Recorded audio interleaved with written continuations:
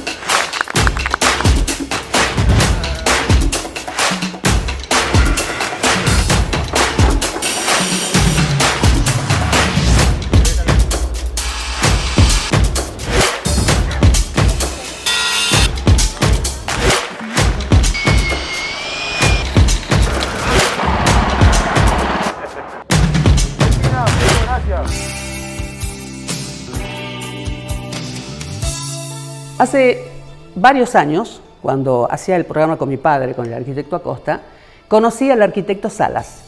Él escribió un libro que se llama Subir y bajar con alegría y habla de las escaleras, que también es parte de la accesibilidad cuando hablamos de la circulación por edificios públicos y privados. Y sin duda, y sigue siendo un tema hasta el día de hoy a tratar, porque la accesibilidad es importante para la gente con capacidades diferentes. En una ciudad donde existen obstáculos y dificultades día tras día, es difícil transitar. Hablamos con una especialista en el tema, Josefina Ocampo, arquitecta, formadora en accesibilidad y diseño universal.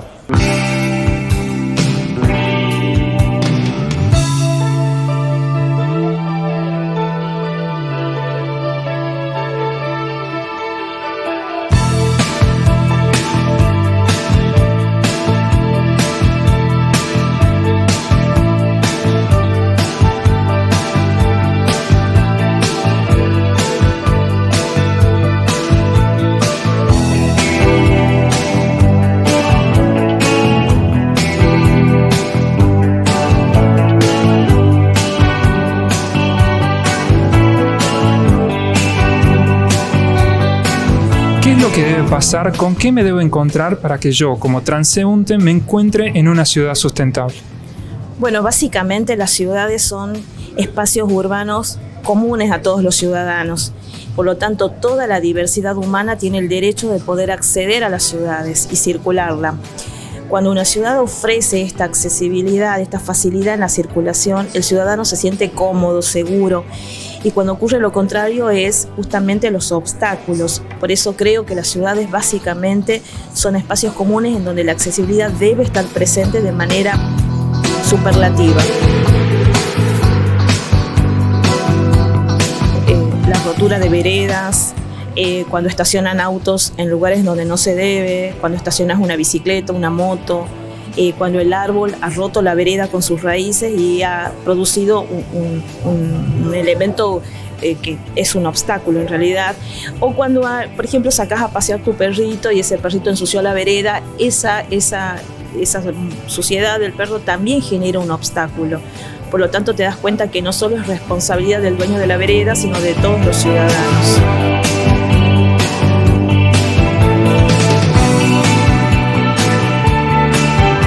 Cuando uno accede a un edificio público o privado de uso público, por ejemplo, un edificio de viviendas, la accesibilidad debe estar presente, y si hay un escalón o una escalera, debe estar resuelto a través de una rampa.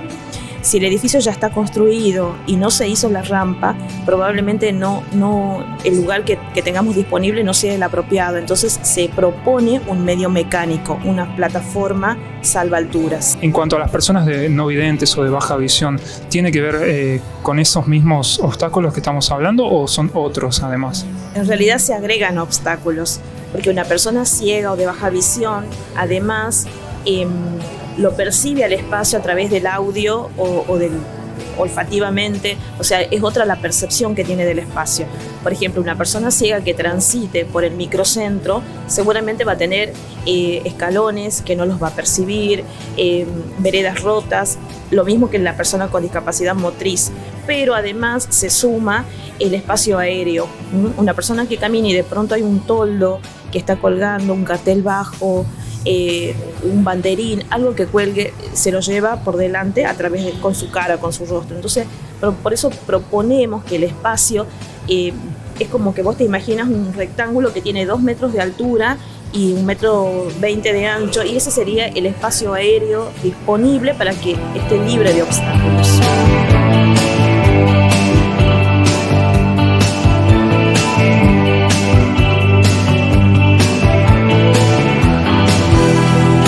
Lo que pasa es que las urbes en muchos casos han sido planificadas y en otros casos no. En América Latina tenemos una falta de planificación de ciudades. Las ciudades han crecido de forma natural, le llamemos, o sea, no hay una planificación urbana. Eso hace que muchas ciudades tengan como desigualdades dentro de lo que es el casco urbano. Si yo hubiera planificado y si hubiera tenido previsto todas estas situaciones, seguramente las podría sortear y erradicar. Al no haber una planificación, muchas veces aparecen los obstáculos, veredas con muchos desniveles, lugares en donde no hay los servicios básicos, no hay pavimento, no existe la vereda. Entonces eso hace que la persona con discapacidad, sea que vive en un casco urbano o en la periferia, se vea discriminada y se conviertan en presos domiciliarios. ¿Cómo ve a Tucumán con respecto a esta situación? Bueno, Tucumán ha tenido un proceso en los últimos 10 años de gran evolución en cuanto a las intervenciones urbanas. Digamos, de público conocimiento, la creación del Parque Provincial, intervenciones en el microcentro, en lo que es el casco céntrico de la ciudad. Si uno transita el centro de la ciudad, se da cuenta de las semipeatonales que tienen incorporada la accesibilidad. Uno mira hacia adelante y ve el mobiliario urbano alineado, los árboles, la iluminación, la vereda. Sin embargo, cuando salimos a la periferia, esto muchas veces se va como diluyendo. Eso hace de que las intervenciones se deban dar en todo lo que es el Gran San Miguel de Tucumán. Sabemos que es un proceso largo, pero se debe dar a través de una planificación. En los parques y plazas, todo lo que tiene que ver con este tipo de lugares, también existe una preocupación por el tema de la accesibilidad. Claro, porque los parques y plazas son lugares públicos y abiertos, entonces también se da la accesibilidad a través de la vereda, del arbolado, la iluminación y un elemento muy importante, la señalética. Porque si yo tengo una discapacidad mental o una dificultad en la comprensión, la señalética a través de iconos o de gráficos me va a permitir entender qué sucede en ese espacio y cuál es la información que quiero recibir.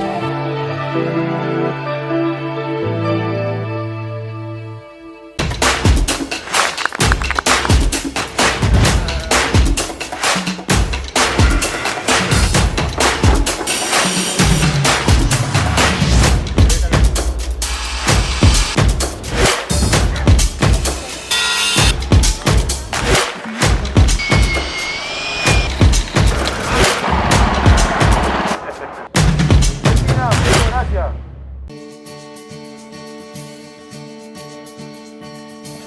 estaba curioseando y me enteré que el 70% del planeta es agua, pero sin embargo es difícil llegar a ella.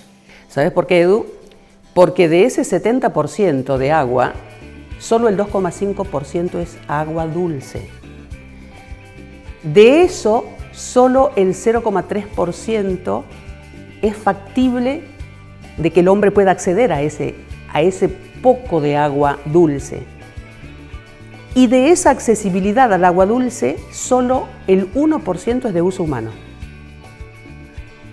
Para que tengan una idea, un tanque de agua, una cisterna, de 1000 litros, lo que usamos o lo que podemos usar es una cucharadita de café.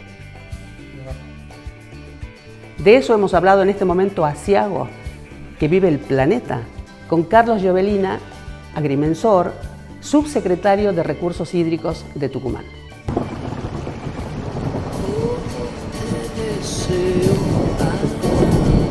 Te miro y te quiero, agua corriendo en el tiempo, agua bailando en manos del sol,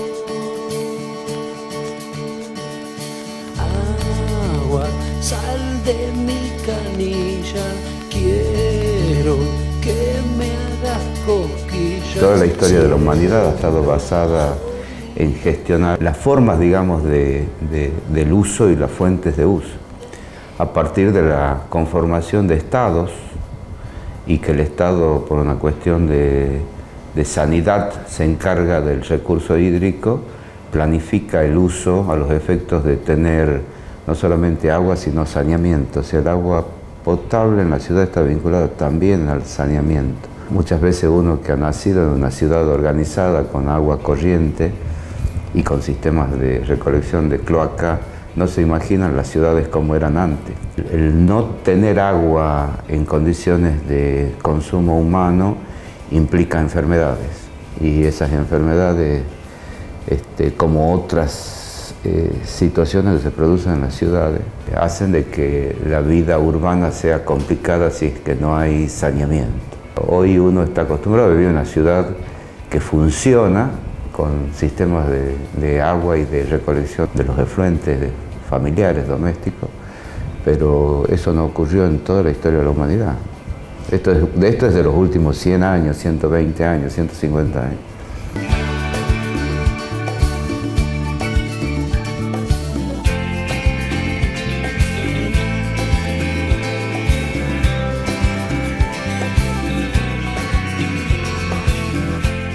El agua se encuentra en algunas fuentes, como son los ríos, que es lo primero que uno se imagina. También tenemos agua subterránea. Conseguir esa agua y meterla en un sistema de distribución domiciliario, o sea, para que usted abra el caño de su casa y tenga agua, inclusive para servirse un vaso y tomar, que es agua potable, agua para consumo humano, implica desde una toma rústica o una toma más elaborada en un cauce de río, tomarla al agua, transportarla al agua y hacerle todos los procesos hasta que tenemos este color y esta calidad de agua para que la consumamos, ¿no? Eso tiene un costo, no solamente de las obras de infraestructura que hay que hacer, sino también de la gestión. Desde que se la toma, se la conduce, se la trata y se la distribuye.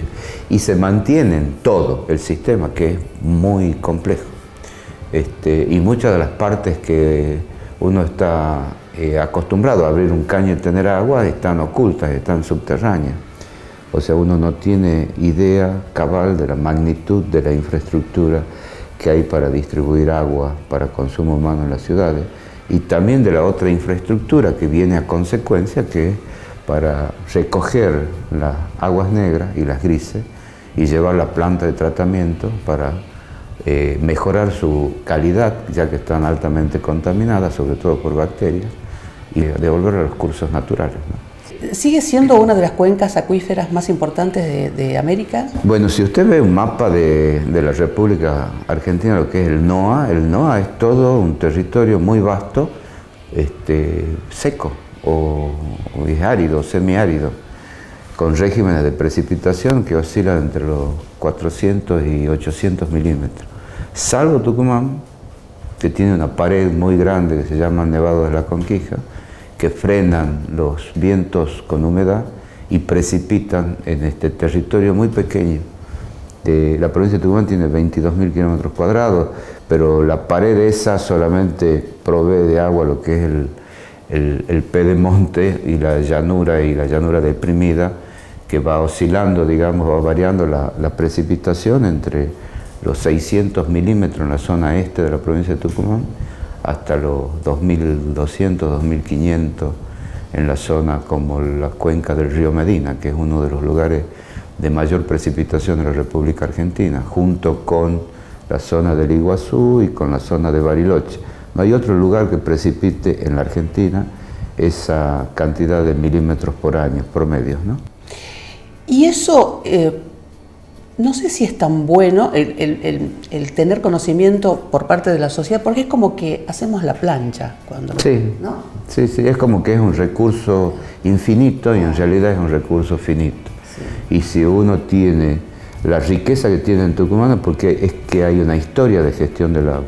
Porque nosotros tenemos durante el año calendario, que no coincide con el año hidrológico, épocas muy marcadas de falta de precipitación y que la podemos decir que son épocas secas, no de sequía, pero secas. O sea, si usted ve los cursos de agua en octubre, septiembre, octubre, están secos.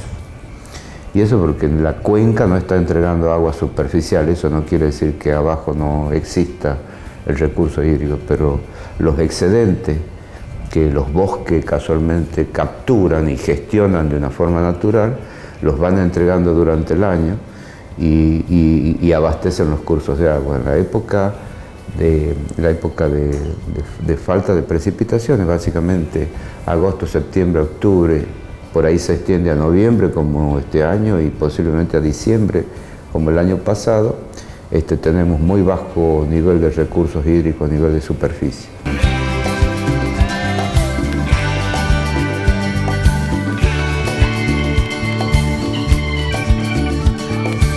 La provincia de Tucumán es una provincia que ha crecido por dos motivos en la historia.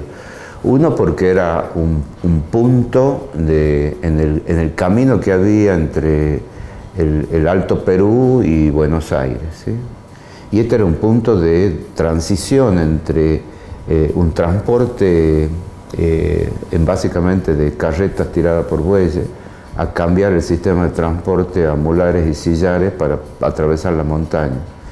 Y Tucumán ha tenido un desarrollo importante, uno de los lugares que se establecen los jesuitas, que han sido los grandes gestionadores del territorio en la época de la colonia, ha sido la provincia de Tucumán, porque tenía riquezas que están fuertemente vinculadas a los excedentes hídricos que tenemos.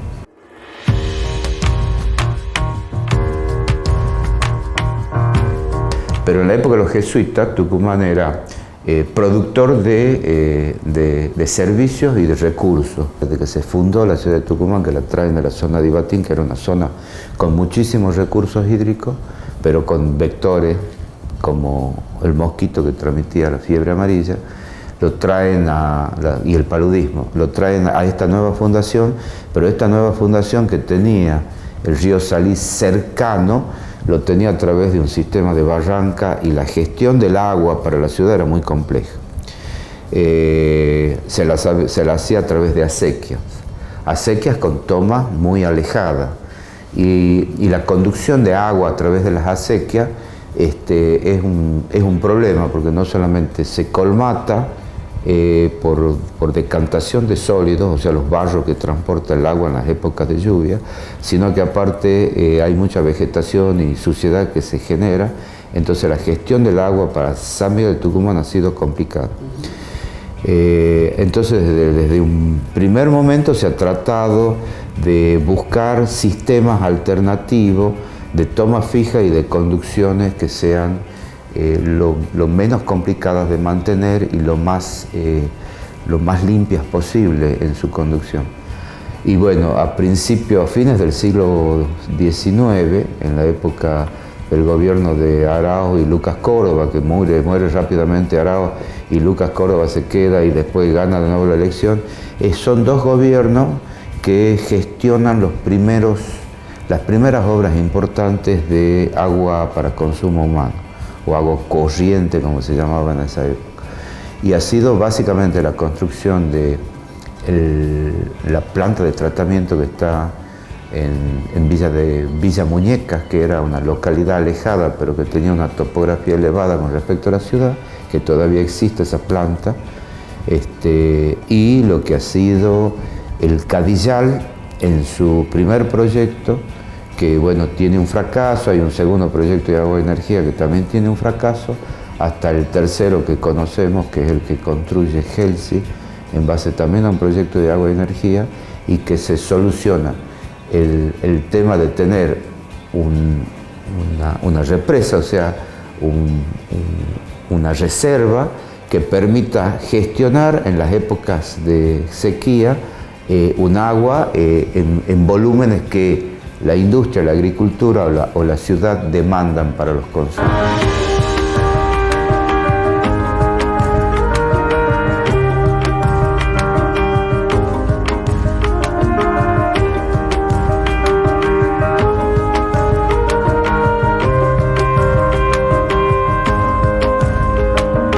El cambio climático nos trae nuevos desafíos y nos cambia los paradigmas, porque muchos de los supuestos con los cuales nos hemos manejado en las últimas décadas o en los últimos 100 años son supuestos que hoy no necesariamente están verificando, ¿sí?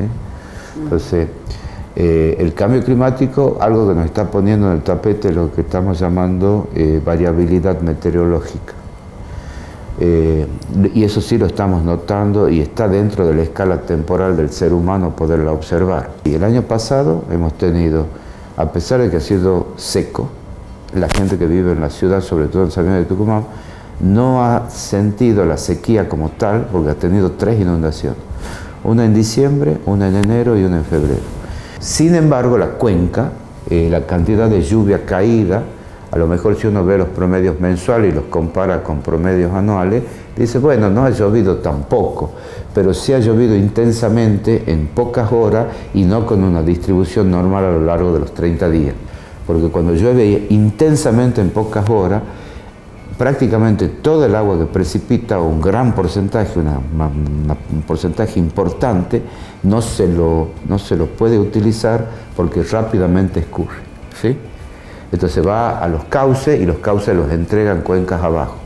Entonces no tenemos tiempo de que esa lluvia se insuma en el suelo, en la vegetación, y se produzca el fenómeno del ciclo del agua. Para que nosotros tengamos recarga de acuíferos y esos bosques que tenemos, que son protectores no solamente de biodiversidad, sino de los recursos hídricos, se embeban y funcionen como una esponja, necesitamos lluvias de características de intensidades relativamente bajas y distribuidas en el tiempo. Y eso quiero hacer notar a los televidentes que nosotros vamos abordando distintos temas, el arbolado urbano, hemos hablado de los incendios forestales y cómo eso modifican los factores de permeabilidad o impermeabilidad del suelo que finalmente repercuten en el tesoro o en la joya de la abuela que es el agua. Sí. ¿Cómo podemos contribuir los ciudadanos comunes? De muchas formas. Uno, primero, es con este tipo de acciones lo que estamos haciendo es llegar a la sociedad a visibilizar algo que no están conociendo y no lo están viendo, a pesar de que lo tienen y cuando les faltan dice, che, no tengo agua. Como está pasando en este momento.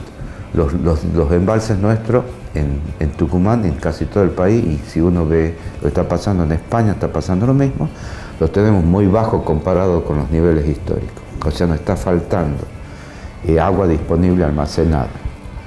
Hoy estamos racionalizando el agua. A pesar de eso hay derroche, ¿sí? El derroche implica ineficiencia en los sistemas de riego, por ejemplo, o ineficiencia en el sistema de gestión a nivel de familia. Hay pérdidas de agua que no reparamos, entonces hay un permanente pérdida de un recurso que llegara a esa canilla ha costado mucho en tiempo, dedicación y costos económicos, para que alguien sin mucha preocupación no cambie un cuerito que es 2 minutos. o lavar una vereda o correr una hojita con una manguera cuando está usando agua potable. Es terrible eso. Y eso está también vinculada a la problemática de que el agua, por una cuestión social, tiene un bajo costo. O sea, para el ciudadano no es significativo, entonces no se cuida el agua. Y el costo es uno, y lo que uno paga de la tarifa de servicio, que mucha gente dice, bueno, el agua es gratis porque está en la naturaleza. Sí, bueno, es gratis, pero hay que almacenarla, conducirla, mantener las obras de infraestructura, hay que sanearla para que llegue potable. Y propiciar el ciclo. Propiciar el ciclo, ¿sí? Entonces hay muchas acciones que el Estado, ahora con el tema del cambio climático, y muchas cosas que están en boga. Hablar de ambiente en este momento es común, hoy todo el mundo habla de ambiente, pero hace 30 años atrás no era un tema que esté ni en la agenda de los gobiernos locales y mucho menos en la ciudadanía. Entonces, hoy hablar del cuidado de los recursos es un tema normal.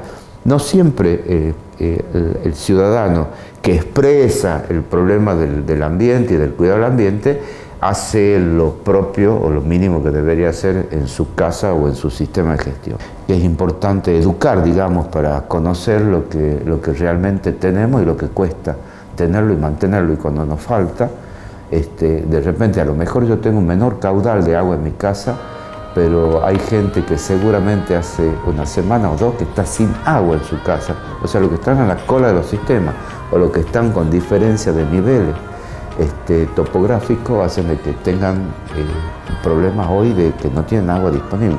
Toda la zona oeste del Gran Sanero de Tucumán, Yerbabuena, la zona del Corte y todo eso, no hay agua disponible en este momento. Y hace varios días que están sin agua, porque las fuentes de agua no tienen agua, entonces no hay reserva. Bueno, a veces tiene que doler el bolsillo para que uno sea consciente, ¿no?, de la importancia que tienen. La buena administración de los recursos, es eso, administrarlos bien, gestionarlos bien. Para gestionarlo hay que conocerlo, ¿no? Sí, es un proceso de educación ciudadana que nos la deben, porque estamos bastante flojos en esa materia como ciudadanos.